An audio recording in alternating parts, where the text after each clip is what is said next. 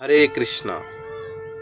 परिक्रमा काहाकू कुहंती आसंतु ताहा जी आमे जानिबा।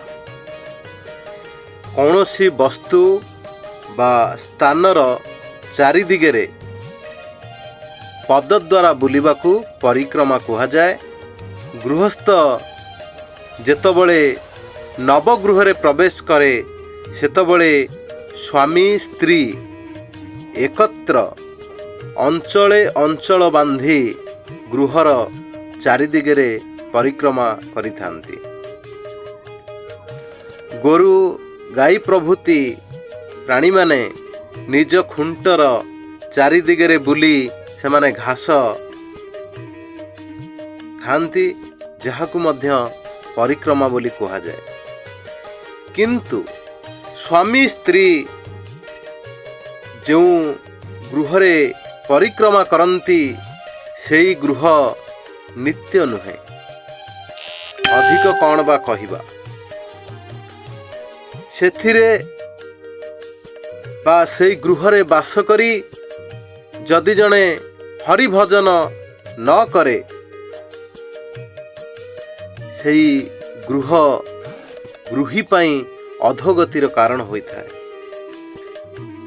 भगवानंकर भक्तगण एथिपाई भगवानंक पाई मंदिर, श्री भगवानंकर विग्रह, भगवानंकर प्रिय तुलसी मंच, भगवानंकर लीलाक्षेत्र श्रीधाम प्रभृति को परिक्रमा करिथांती। जो स्थानर चारिदिगे आमे बुलू सेई स्थान प्रति स्वाभाविक आमर आसक्ति जन्मी थाए। अनित्य गृहर चतुर्दिगरे बुलिले अनित्य वस्तुपति आकर्षण जन्मे। अनित्य प्रति आसक्ति जन्मी थाए।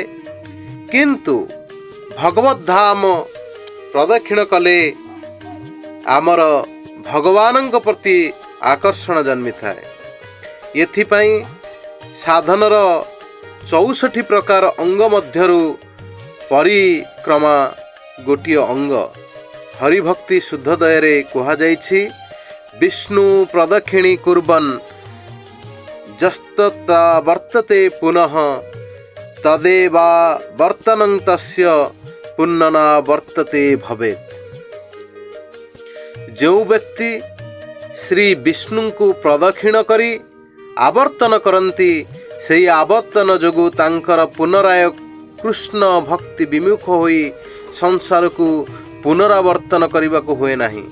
पुनश्च स्कंद पुराण रे कहा जाइछि, चतुर्बार भ्रमभिस्तु जगत सर्वं चराचरं क्रांतो भवति विप्राग्र्य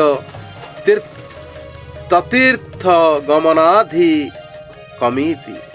हे विप्रश्रेष्ठ, श्री विष्णु को 4 बार प्रदक्षिण कले चराचर जगत प्रदक्षिण हो जाए एवं गंगा आदि तीर्थराज अपेक्षा अधिकतर नित्य मंगल लाभ हुए।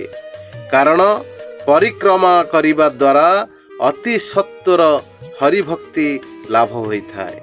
हरे कृष्ण।